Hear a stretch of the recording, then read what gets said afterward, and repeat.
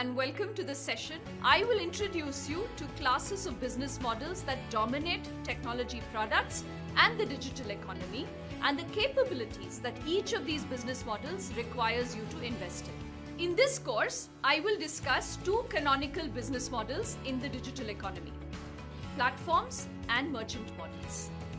Each of these is characterized by different competitive dynamics and different resources and capabilities and different values that generate profit.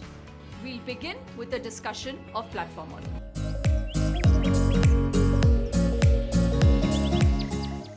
I will discuss a category of digital business models called platform-mediated business networks. These are especially relevant to digital goods and the digital economy. Indeed, a majority of the most valued companies in the world, Google, Facebook, Amazon, Alibaba, all of these are platform companies that operate in networked markets. What do I mean by networked markets? Well, consider a traditional industrial economy company like an automobile manufacturer. Ford, Mahindra, Maruti, take any of them. These companies make physical products, cars, that deliver mobility to passengers like you and me. In turn, the business model of an automobile manufacturer is driven by what we call supply-side economies of scale. You must have learnt in your economics class that massive fixed costs of manufacturing and low marginal costs means that firms achieving higher sales volume than their competitors have a lower average cost of doing business. That allows them to reduce prices, which increases volume further, which permits more price cuts. This virtuous feedback loop has given us monopolies like Reliance and GE. This virtuous feedback loop also favors firms who control their resources and ruthlessly increase efficiency. The goal of strategy in the industrial economy is to build a moat around the business that protects it from competition and channels competition towards other firms. In the very same automobile industry, consider a company like Uber. Is Uber in the business of cars? No. It has effectively separated mobility, an information product, from cars, a physical product. Uber is in the business of mobility, not cars. But the marginal cost of mobility, that is the cost of adding an additional driver or consumer to the Uber platform, is close to zero. So in this case, Uber, the company, really doesn't care about how costs reduce with the number of people who use the product, which is what the automobile manufacturer cares about. But Uber doesn't care about that. Rather, it focuses on how the value of the product increases with the number of users who use the product. The more the number of users, the better the match between drivers and consumers, the more the likelihood of you finding a car that matches your service. This is a shift from supply-side economies of scale to demand-side economies of scale. The market for Uber is networked markets. We are going to talk about a category of business models called platform-mediated business networks that leverage demand-side economies of scale as opposed to supply-side economies of scale. A class of business models that operate in networked markets and are ubiquitous to the world of digital goods. Platform models characterize physical goods as well, but in this particular module, we will explore them in the context of digital goods.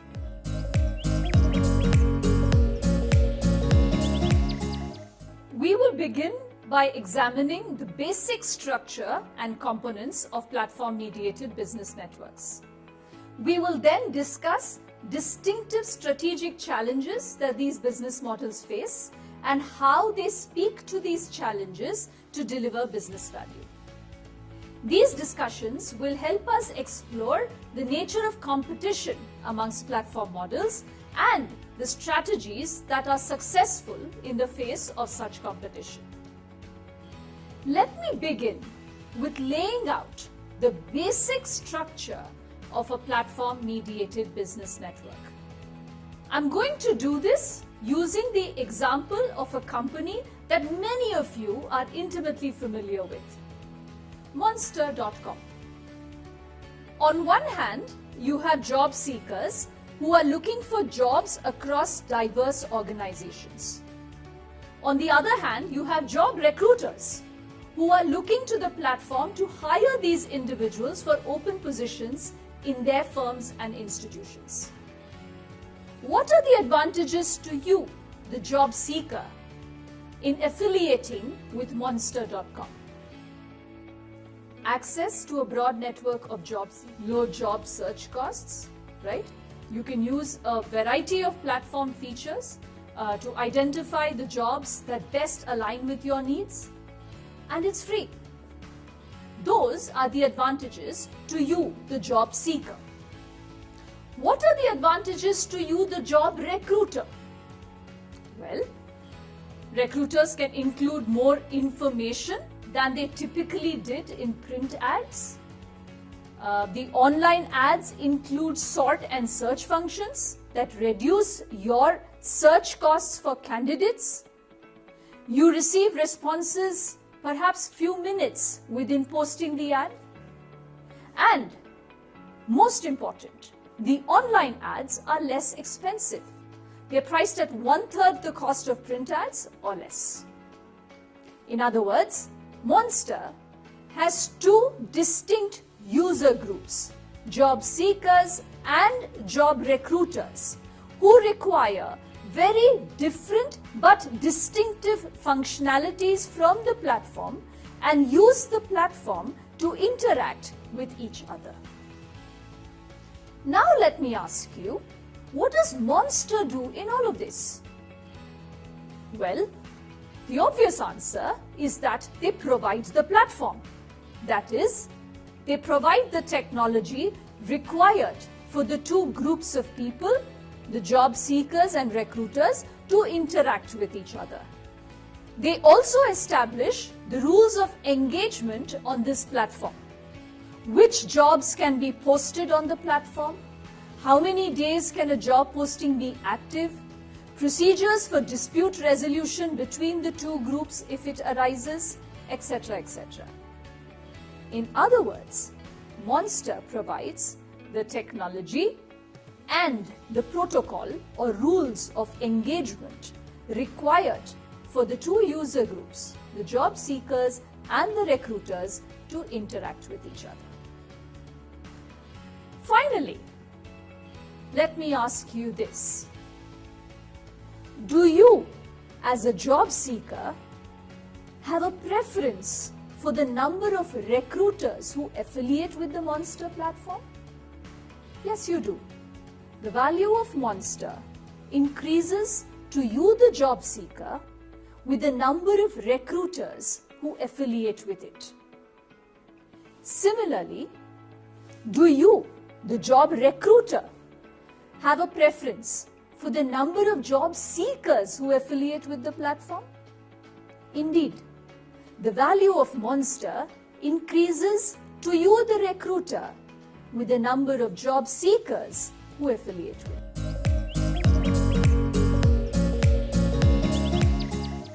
The very first element of the network is two distinct user groups who require very different and distinctive functionalities from the network and use the platform to interact with each other. In the case of Monster, these were the job seekers and job recruiters.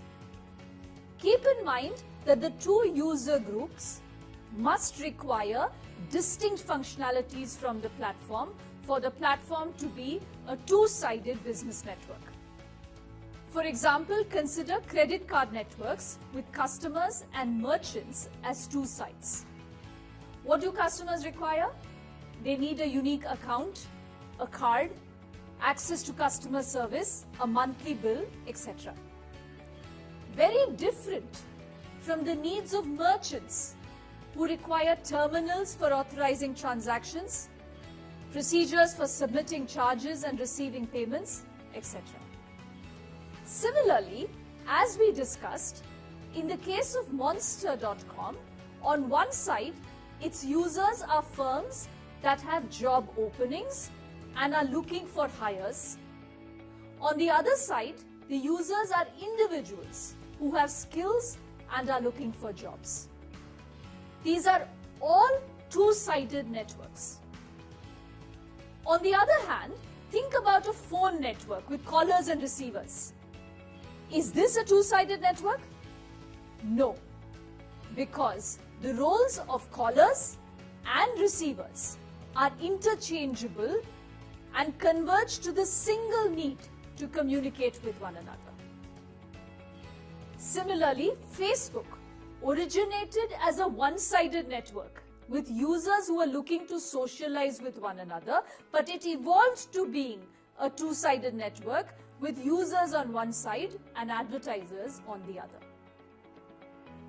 The second important component in a platform-mediated business network is the platform itself that facilitates the interactions between the two groups. The platform company or intermediary provides the technology and the rules required to bring together the two distinct user groups. For instance, in the case of Monster, we said that the company provides the technology, that is the website, as well as the rules of engagement, such as job affiliation rules, dispute resolution procedures, and other elements of engagement protocol. Finally, the most important concept in platform-mediated business networks is that of network effects.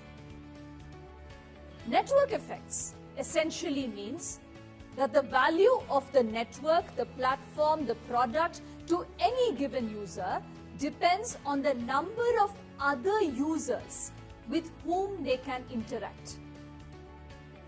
In the classic economics example, the first fax machine that was sold was useless until someone purchased a second machine.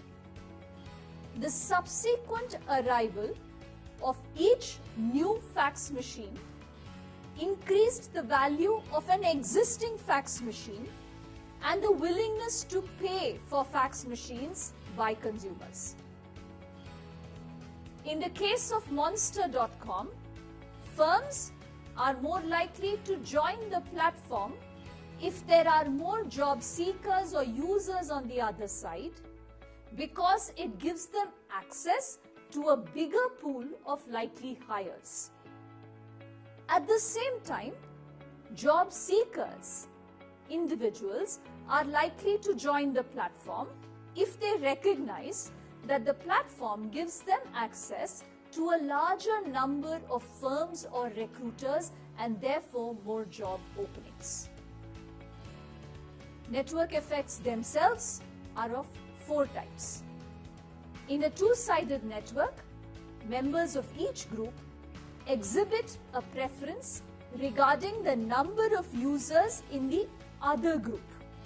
These are called cross-site network effects. The preference of job seekers for recruiters or recruiters for job seekers is an example of cross-site network effects.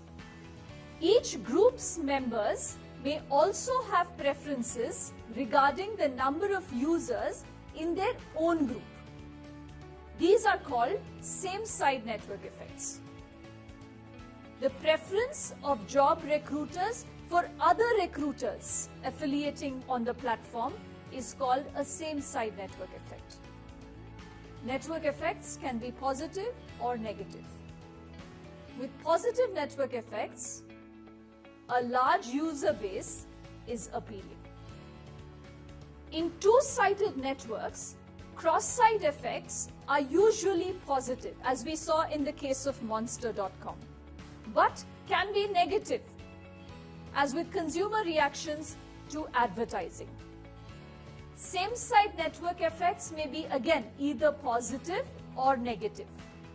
For an example of positive same-site network effects, consider the benefit of swapping video games with more peers. And for an example of negative same-site effects, consider how your preference as a job seeker is to exclude other job seekers from competing for the same job that you are competing for on Monster.com. Similarly, the desire to exclude rivals from an online business-to-business marketplace. All of these are examples of same-site negative network effects.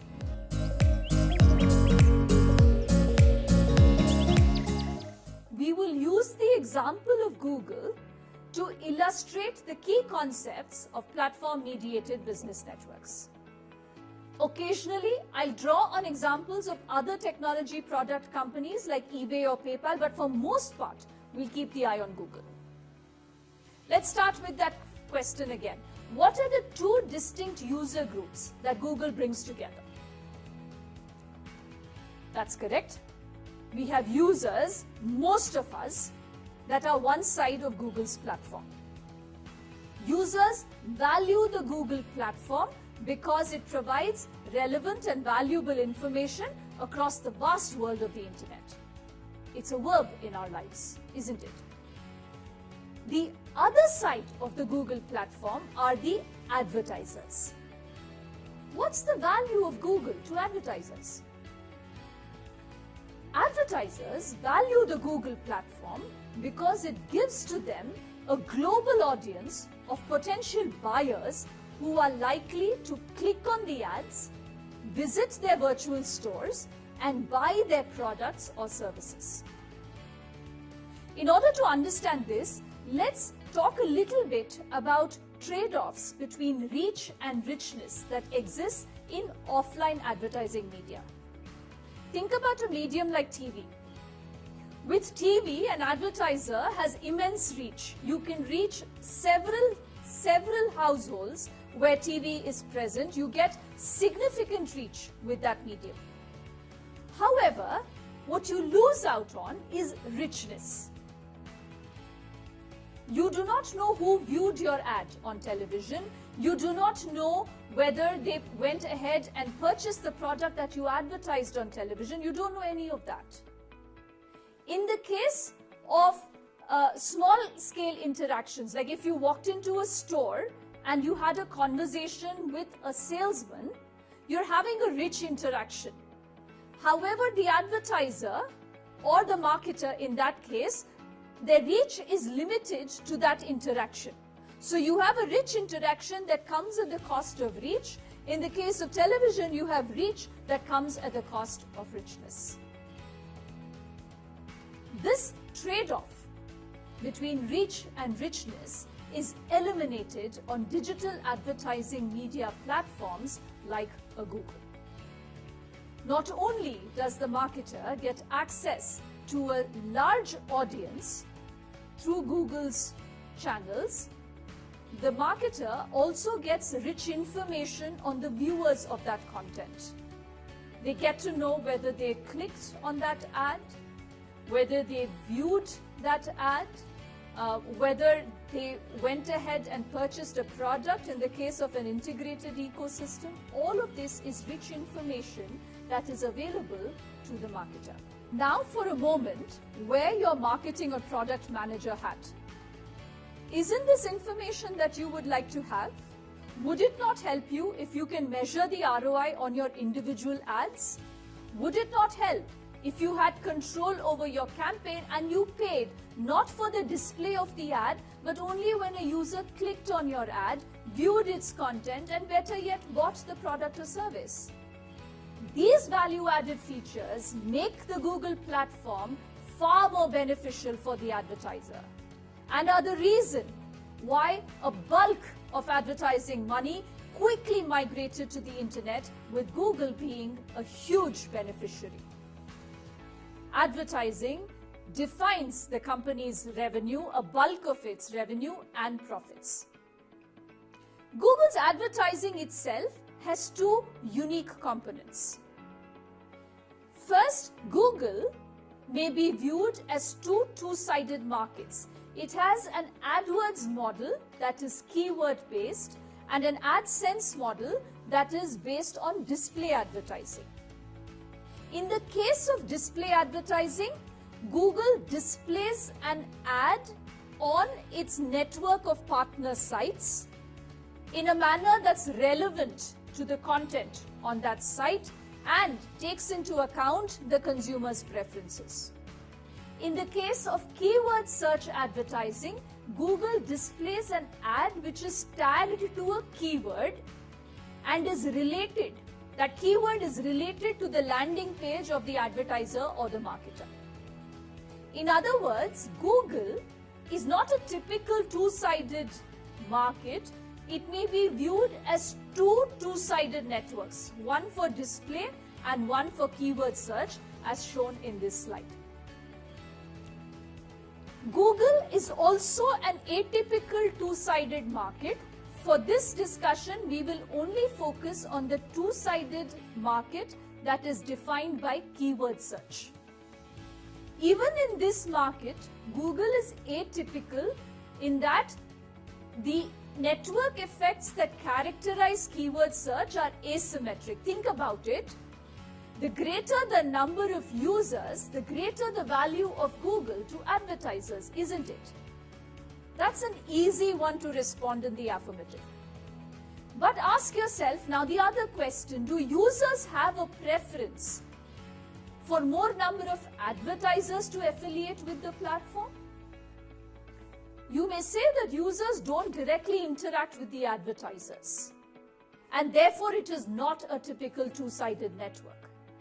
However, what has been shown in many antitrust cases is that Google is indeed a platform model because the users display or demonstrate a latent need to connect with the advertisers, as reflected in the number of times they click on the ads in the case of commercial searches.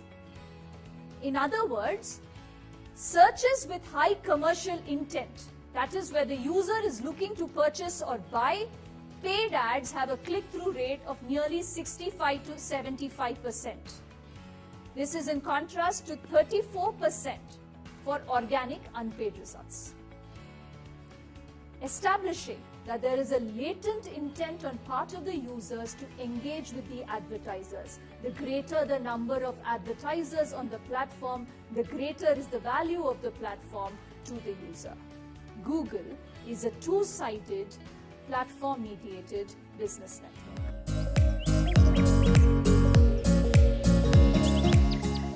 Now let's talk about the platform structure for another online company, eBay. What are the two sides to this platform? Sellers of goods and buyers of goods. What is the value of eBay to sellers? Well, in its genesis, it was a trusted platform for many small to medium-sized merchants who could sell a variety of wares across many product categories with relatively low setup and transaction costs. What is the value of eBay to buyers? Well, it's a trusted platform to purchase a variety of wares across many product categories in line with users' price thresholds. How would you characterize cross-site network effects for this platform? Strong cross-site network effects in either direction. The more the number of sellers, the more the number of buyers who prefer to affiliate with the platform, and the more the number of buyers, the more the number of sellers will prefer to affiliate with the platform. The more the items that are listed, the more likely it is for buyers to find what they are searching for. The more buyers that enter the market and use the platform, the more likely that the platform will be profitable to sellers and incentivizes them to affiliate with it as well. I want to contrast these strong cross-site network effects in either direction with what we observed in the case of Google, where the advertiser's value of the platform increases with the number of users who affiliate with it, but not necessarily vice versa, at least not across the entire platform. Now that we have an understanding of the basic structure of platform-mediated business networks, let's move on to discuss strategic challenges with these business models. Firms in platform-mediated networks face distinctive management challenges. Traditional rules such as value-based pricing may fail. Traditional barriers to entry may no longer hold. Viewing established markets and emerging industries as platform-mediated networks brings into focus new rules for product design, pricing, and competitive strategy.